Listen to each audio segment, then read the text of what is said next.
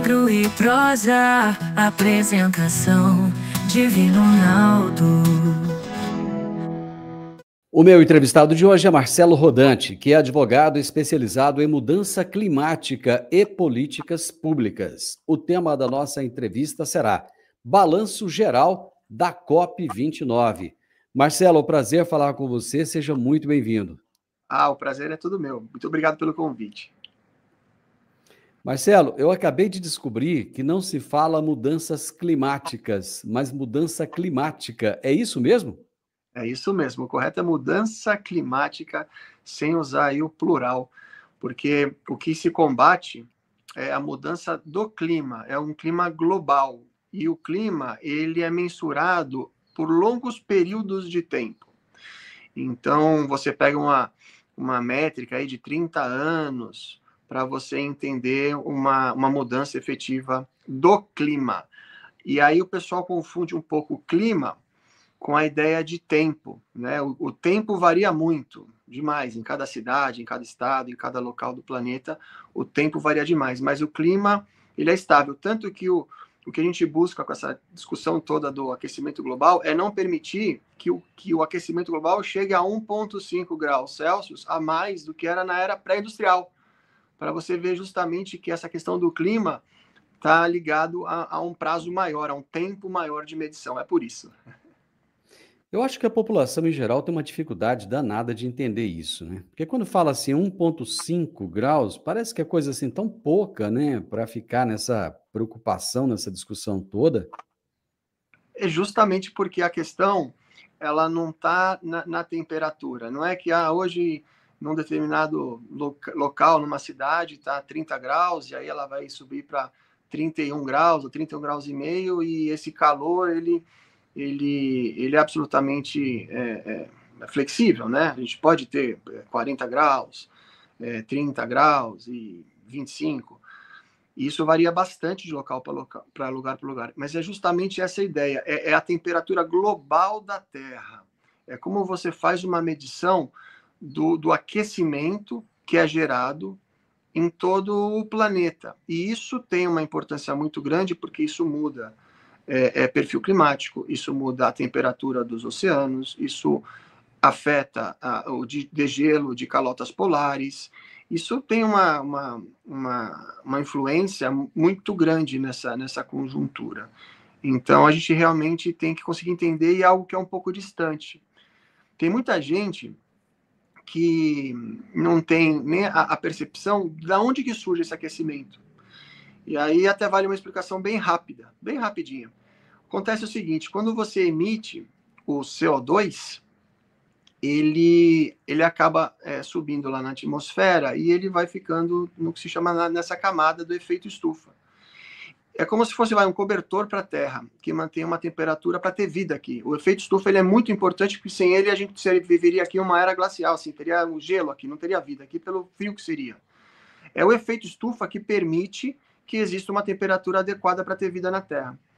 E quando você vai aumentando os gases de efeito estufa, você vai acumulando, e aí o Sol, quando ele passa para aquecer a Terra, e ele reflete na Terra e volta, aí faz uma retenção desse calor. E é na retenção desse calor, por conta do aumento dos gases de efeito estufa, que a temperatura vai aumentando, e vai gerando essas preocupações todas. A explicação científica, bem básica, bem simples, ela é essa. No dia 24 passado, se encerrou a COP29 em Baku, no Azerbaijão. O que é uma COP e qual que é a finalidade? A COP ele é um fórum global no qual os países do globo em geral, a sua grande maioria, né, são muito poucos os países que não participam, são 3 ou 4, eles se reúnem para discutir o tema do clima, para discutir justamente a questão do aquecimento global e da mudança climática. Essa é a finalidade da COP. Ela nasce dentro da ONU, das Nações Unidas, e ela ocorre anualmente, e ela reúne esses atores mundiais todos para discutir o que o mundo vai fazer, o que ele vai se comprometer, em relação a esse tema. E vai fazendo nessas COPs também, tem a sua agenda, tem o seu tema, muitas vezes que varia ao longo do tempo, e você vai fazendo justamente a medição. Os países eles vão apresentando ao longo do período as suas metas, os seus inventários de emissão desses gases de efeito estufa, e aí assim a gente vai tendo um fórum, um local em que esses temas são todos discutidos entre os países desenvolvidos, entre os países em desenvolvimento, para a gente chegar a soluções que atendam essa agenda que ela não tem fronteira, ela é uma agenda global, né? A emissão desses gases de efeito estufa, ela afeta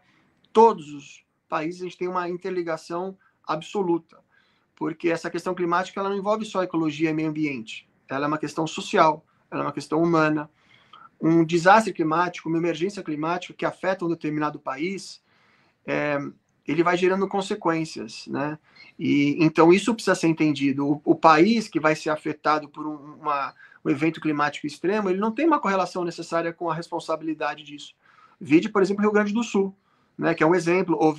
Vide agora na Espanha, aconteceu em Valência, né? Então essas mudanças elas são discutidas nessas COPs, que são Conferência das Partes das Nações Unidas. É isso que é discutido, esses temas específicos.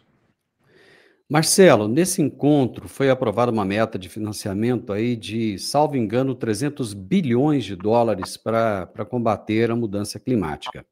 Existe uma expectativa de que esse valor possa chegar em torno aí de 1,3 trilhões de dólares. A gente não consegue nem entender a quantidade de dinheiro que é isso, né? Isso até 2035. Quais são as ações que são propostas para esse combate?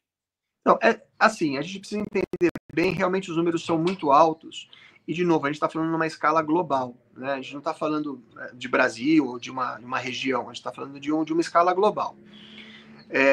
Pela COP de Copenhague, e depois já firmado isso também na COP de Paris, que foi a COP 21 em 2015, os países desenvolvidos, eles tiveram ali um compromisso financeiro de, a partir de 2020, fazer investimentos, recrutar fundos, fazer alocação de recursos até 2020 na ordem de 100 bilhões a partir de 2020, ou seja, teria um período para eles se organizarem e começar a fazer justamente esse financiamento climático. E isso não aconteceu como se esperava, isso foi acontecer lá para 2022, 80 bilhões e algo assim. E na COP 29, uma das principais agendas, dentre outros temas que a gente vai conversar também, ficou estabelecido esse tema do financiamento. E para que é esse financiamento? E seria que aumentar esse financiamento dos países desenvolvidos em relação aos países em desenvolvimento, os países pequenos, países vulneráveis, ao quê? Às questões climáticas. Então você tem esse recurso todo, que pode parecer muito dinheiro, mas num plano global do que a gente está falando, não é, segundo os especialistas, né? Você precisaria lidar com a mitigação das emissões, ou seja, processos e projetos e programas que diminuam essas emissões, né? E aí vem essa questão da transição energética e outras mais, ou seja, o mundo como um todo precisa emitir menos CO2, né? Precisa produzir menos CO2, isso é mitigação. E aí você precisa de dinheiro, de recurso, você precisa financiar os muitos países, especialmente os em desenvolvimento, para que eles tenham condições de fazer as suas transições energéticas, para que eles consigam fazer os seus projetos de conservação, que eles consigam fazer os seus projetos de reflorestamento, para dar alguns exemplos, e para investir, né, em tecnologias para que os países possam contribuir no sentido deles diminuírem as suas emissões. Esse é um lado, é a mitigação. Tem um outro lado, que é a adaptação. Ou seja, esse recurso todo, ele precisaria ser aplicado de alguma maneira para que aqueles locais, aqueles países em desenvolvimento que sofressem os impactos climáticos extremos, que pagassem a conta física desses efeitos climáticos, que eles tenham aonde se socorrer, recursos para se socorrer, para lidar com a questão da adaptação, né? Então, como é que eles conseguem ampliar corredor verde? Como é que eles podem investir em questões hídricas? Como é que eles podem se proteger? Como é que pode mudar a questão às vezes, né, nos Estados Unidos teve todo um projeto para que os cabeamentos de energia não fossem mais acima do solo, nos postes, mas que fossem subterrâneos. São exemplos de medidas que têm a ver com adaptação, para que esses países que estão sujeitos e com risco, eles possam fazer uma adaptação a esses efeitos já existentes. É diferente da mitigação. Na mitigação você quer evitar as emissões. Na adaptação você quer fazer um ajuste para ter uma maior resiliência quando alguma coisa acontecer.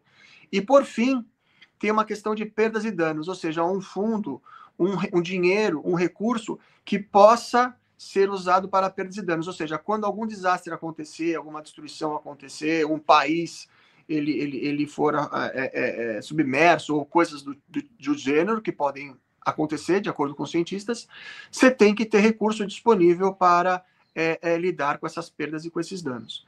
E aí, os países em desenvolvimento, eles vieram com um pedido na COP29 que a partir, né, até 2035, que seria uma data, houvesse alocação de recursos de 1,3 trilhão de dólares por ano. E a COP deu muita briga, teve alguns países que se retiraram até no final, no texto, que precisa ser por consenso, falando que a proposta ela era inaceitável.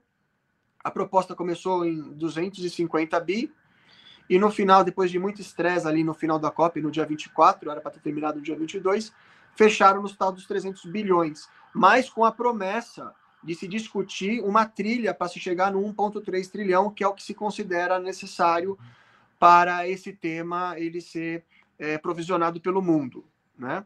E essa é a discussão. Aí vem a sua pergunta, que é muito honesta. Mas quem paga essa conta? Como paga essa conta? Isso tudo está sendo discutido. Não existe ainda um modelo fácil, porque o país de desenvolvimento ele também fala, não, mas eu não vou botar esse dinheiro, vou taxar grandes fortunas, eu vou taxar as empresas petroleiras. Aí você tem um lobby, você tem visões de mundo muito diferentes, interesses contrapostos.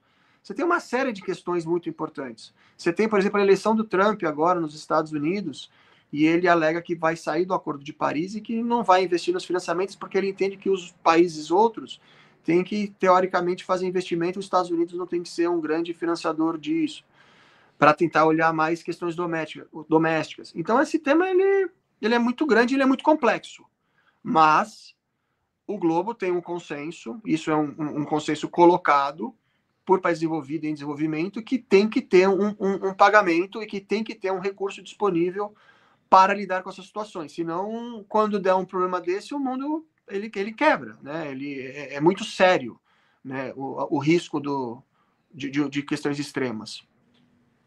Você falou de empresas petroleiras. Essa COP29 ela reuniu a maior delegação de representantes da indústria de carvão, de petróleo e de gás, que foi inclusive criticado pelo ex-vice-presidente Al Gore dos Estados Unidos, né? E esse pessoal teve uma influência muito grande nas decisões. Isso acaba não sendo paradoxal? Não é como colocar lá o lobo cuidando do galinheiro? Sua colocação ela é sagaz nesse sentido, mas você tem que ter uma participação grande em todos os setores, né? O setor petroleiro, o fato é, quando você extrai o petróleo, quando você extrai o gás, que você precisa disso para gerar energia e para gerar outros produtos, que foi isso que levou o mundo a ser o mundo, né, produzir tudo, as indústrias, com a queima do carvão, com a queima do petróleo, com a queima do gás, para gerar energia, para chegar nas casas, né? Isso é feito com a base de combustível fóssil, e isso gera uma emissão de CO2 muito grande. Tá. Isso gerou desenvolvimento, isso gerou crescimento do mundo. Chegamos aqui, né, no ano em que nós estamos, com muita tecnologia, com muito conforto, com muitas casas, com muito cimento produzido. Mas isso agora cobra a sua conta. E a gente tem que entender como que a gente lida com essa situação. A gente não pode ser negacionista, né, obscurantista do desenvolvimento, porque não faz nenhum sentido. Mas agora, como é que a gente lida com uma situação que a ciência aponta como crítica e emergencial? Então, as petroleiras, elas participam das COPs, porque elas têm interesses financeiros grandes, elas precisam participar, elas empregam muita gente, elas geram muita força na economia, elas têm muito poder. E como é que a gente faz a transição energética? Que esse é um outro tema muito importante. Como é que a gente muda a fonte de energia para uma fonte verde, uma fonte solar, eólica, de hidroelétricas, Como é que a gente, porque gera menos CO2, muito menos CO2, biomassa. Só que você tem um conflito econômico, né? Você tem uma discussão financeira aí do mundo todo, por isso que pega fogo. Agora, o país é um país que foi muito criticado, né, o Azerbaijão, por ser um país que ele tem a sua matriz no combustível fóssil, e ele está lá sediando uma COP. Mas a ideia da COP é girar os países, enfim, é estar em todos os cantos, em todos os lugares. Até por isso a COP 30, que vai ser em Belém, aqui no Brasil, é uma COP tão festejada. Porque, né, para os ambientalistas e para quem está muito ligado nesse tema, é uma oportunidade de você ter uma COP num lugar democrático, você ter uma COP dentro da própria Amazônia, que é tão importante para essa agenda, para ter aqui no Brasil, e ela vai vir com uma missão muito grande, porque ficaram arestas na COP29, especialmente esse tema climático, que deveria ter sido resolvido lá naquela COP. Esse era o objetivo, e não foi. Pelo menos não foi a contento. Então a COP30, que é a COP no Brasil, ela vai ser uma COP muito importante e muito séria, né? Você citou o Trump anteriormente. O fato do Trump assumir agora em janeiro, isso pode mudar a configuração da COP30 no Brasil? Eu não, sim, existe uma influência. Eu não sei, a gente não consegue, ninguém consegue dizer exatamente qual vai ser a influência, exatamente o que vai acontecer. São só ideias, né? Agora, o Trump, quando ele foi presidente, ele saiu do Acordo de Paris e ele disse que vai sair do Acordo de Paris. Ou seja, os Estados Unidos deixa de participar do Acordo de Paris, que é um acordo que tem mais de 194 países no mundo. E ele é importante para fazer financiamento. Porque o Trump ele tem uma visão diferente. Ele acha que essas metas e os países eles deveriam ter uma lição de casa maior. Ele tem uma visão mais isolacionista, né? Ele é menos multilateral, muito menos multilateral, que é uma visão de que os países têm que colaborar um com o outro e se levantar, porque esses temas, eles não são temas domésticos, isso que precisa ficar claro. Né? A visão do mundo, da União Europeia, é que isso não é um tema doméstico. Mas o Trump ele tem uma visão mais de protecionismo interno. E aí fica essa discussão, né? Como é que os Estados Unidos, que é um player tão importante, que é o segundo maior emissor, inclusive, de gases de efeito estufa do mundo, como é que ele vai fazer? Diz ao que parece, ele vai fazer, ele tem uma base muito grande nas empresas que têm base em combustível fóssil, e ele vai apoiar e vai aumentar mais a produção, o que pode fazer, se isso acontecer na prática, isso vai poder gerar efetivamente uma disruptura em relação ao projeto do 1.5, que é justamente evitar a quantidade de gases de efeito estufa para chegar no 1.5. E aí a gente tem essa discussão no palco mundial mesmo. Quando eu disse lá no início que a população, parece que não, assim, é difícil para a população entender esses acordos, parece que é muito, assim, eu não sei se eu vou ser correto na minha afirmação, parece que é muita conversa, muito blá blá blá para pouco resultado. Né? Por exemplo, no meio das discussões lá em Baku, né, falando das questões climáticas e energéticas e tal, o governo brasileiro, por exemplo, resolveu aumentar a alíquota de imposto. Aumentar não, porque a alíquota era zerada para produtos para fabricação de placas solares. Quer dizer, alguma coisa que pode vir a ser uma solução acaba sendo taxado. Mais uma vez eu entro naquela questão, não é um contrassenso? Eu acho que a gente está repleto de contrassenso. Se a gente for parar para pensar, em Baku, a gente não teve alguns chefes de estados importantes participando dessa COP, né? E a gente tem uma guerra. E aí você tem uma questão, por exemplo, do Joe Biden no final do seu mandato, enfim, negociando a questão dos mísseis lá na Ucrânia e polemizando com a Rússia. Isso é um contrassenso de acordo com o que está sendo discutido lá. Você tem muitos contrassensos, mas por quê? Porque você tem muitas visões e você tem muitos interesses que vão colidindo. Essa questão de taxar, isso, na verdade, eu acho que é totalmente um contrassenso, porque, na minha opinião, tudo que tem a ver com esse mercado verde, desenvolvimento sustentável, ele tem que ser incentivado, ele tem que ser desburocratizado, ele tem que ser incentivado de fato. E aí você tem posturas que não são, às vezes, muito, muito convergentes. Então, a sua análise, ela é pertinente. Mas isso vem, às vezes, de setores, vem de bancadas, vem de interesses econômicos, né? As empresas que vendem energia, elas, enfim, têm interesses. Então, é uma discussão grande, entre choques constantes. Marcelo, o que são as NDCs? As NDCs são as contribuições nacionalmente determinadas. No Acordo de Paris, que aconteceu lá em 2015, COP21, foi um momento em que o mundo geopoliticamente estava muito convergente em relação a esse tema, né?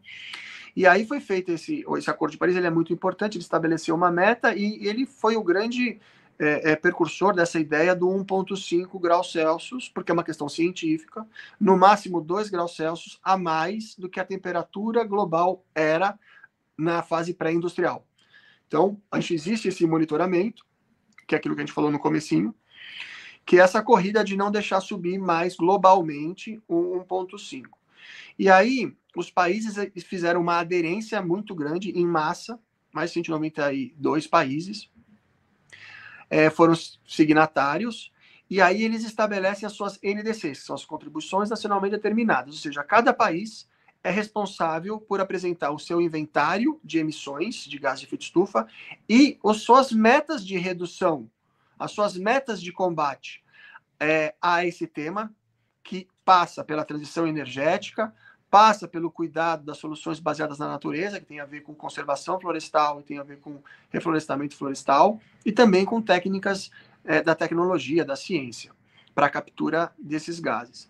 E aí cada país voluntariamente apresenta qual é o seu projeto, qual é a sua meta, qual é o seu compromisso com o mundo em relação a isso. Então, todo o mundo, todos os países, todas as nações, né, mais a União Europeia, mais a União Africana, eles precisam apresentar as suas NDCs e nessas COPs e ao longo do ano e dos encontros climáticos, esses valores vão sendo revelados. Né? Qual país está conseguindo atingir, qual não está conseguindo atingir, qual está andando bem, qual mostra mais compromisso e mais seriedade com política pública. E é isso que a gente discute. Então, o objetivo lá 2035, por exemplo, do Brasil, apresentado pelo nosso vice-presidente Geraldo Alckmin nessa COP de Baku, foi de que o Brasil vai diminuir até 67% das suas emissões aqui internas no Brasil, comparadas ao que o Brasil emitiu no ano de 2005. Então, você vai lá em 2005, o Brasil emitiu mais ou menos 1,9 bilhão de toneladas de gases de efeito estufa. E aí você vai falar, então o Brasil em 2035 tem que conseguir chegar numa marca de mais ou menos uns 800 milhões de emissão de gás de efeito estufa, para você falar, eu abaixei 67% ou 60%, porque é até 67%, né? Então, você calcula e você mostra para o mundo, globalmente, nesses anúncios, que você é um país comprometido com essa pauta, que você não é um responsável pela falência climática do mundo. Então, é isso que as NDCs fazem. E cada país tem a sua. Por exemplo, Reino Unido apresentou 81% de redução em relação a 1990, no caso dele, em 2035. Então, são países que eles investem demais nessa pauta, porque eles acreditam demais nessa pauta, porque eles sabem que se o mundo chegar nesse quadro científico, de novo, isso é ciência muito antiga, né? Tem gente que discute isso, mas não é, isso é um consenso científico. Os problemas eles vão acontecer, eles vão gerar prejuízos muito maiores do que os que a gente está falando. A gente bota em risco as próximas gerações. E é o que você disse, mas isso não é algo muito abstrato, não é muito distante? Esse é o nosso dilema. É algo distante, é algo difícil de entender, que as pessoas não conhecem, não entendem. E elas estão preocupadas, no geral, com a sobrevivência do dia de hoje. Né? Do que elas vão almoçar, do que elas vão jantar, estão preocupadas com segurança, estão preocupados com essas pautas que elegem, né, os prefeitos nas cidades. São pautas próximas delas. E essa pauta climática é distante. Parece que é a invenção da ciência, parece que é a invenção internacional, parece que é mais uma forma de pegar o dinheiro. E as pessoas não sentem na vida direta delas, a não ser quem mora no Rio Grande do Sul e sofreu aquilo, mas pode até não conjugar e não fazer essa associação tão direta, ou que vive na Espanha e perdeu tudo. Mas, no geral, as pessoas não têm esse impacto tão forte, ou não percebem isso, ou elas se sentem incapazes de ajudar. Muitas pessoas se sentem incapazes de ajudar num tema tão grande. Vou fazer o quê? Eu vou fazer o quê para ajudar isso? Vou ter um carro elétrico e tal? Tudo bem, mas isso muda o problema? Não. Isso aí é assunto de nação, de projetos muito grandes. Por isso que o tema ele é distante da população e o que é um problema. Meu amigo, acho que você ajudou a aproximar um pouco mais esse tema da população. Muitíssimo obrigado pelas explanações que você trouxe aqui. E assim, foi perfeito. Eu acabei entendendo um pouco mais desse assunto tão complexo. Obrigado, viu? Não por isso, imagina, esse é o objetivo, é trazer um pouco de luz nesse tema que ele é difícil, né? Ele é muito difícil, né? A questão do agro é muito criticado, mas como é que a gente vai viver sem segurança alimentar? O agro é muito importante, mas qual que é o agro que tem que ser visto daqui para frente? O agro sustentável, com tecnologia, que recebe esse dinheiro, recebe recurso, tem acesso a financiamento, o pequeno, o médio, até o grande, para que ele possa produzir de uma maneira mais sustentável, para que ele entenda a importância de também fazer essa mitigação dessas emissões. Então, assim, o dinheiro aqui ele é muito importante e ele tem que ser bem gerido e bem executado. E aí vem o drama da humanidade, né? Pegar assuntos tão importantes e andar por caminhos tortuosos. Esse é o nosso drama, é o drama do nosso século, que a gente tem que enfrentar, não tem jeito. Eu já vou agendar uma próxima prosa com você para a gente tocar nesse assunto. Um abraço, meu amigo. Até mais. Fica com Deus. Tchau, tchau. Tchau, tchau. Eu conversei com Marcelo Rodante, advogado especializado em mudança climática e políticas públicas, e nós falamos a respeito do balanço geral da COP29. Eu vou marcar outra prosa com ele para a gente continuar e focarmos um pouquinho mais nas questões do agronegócio. Se você gostou dessa nossa prosa, deixe para a gente aí um gostei, deixa um like. Se não gostou, deixa o dislike, sem problema nenhum. Compartilhe com outras pessoas, deixe um comentário, se inscreva nesse canal. Grande abraço para você e até a nossa próxima prosa. Tchau, tchau.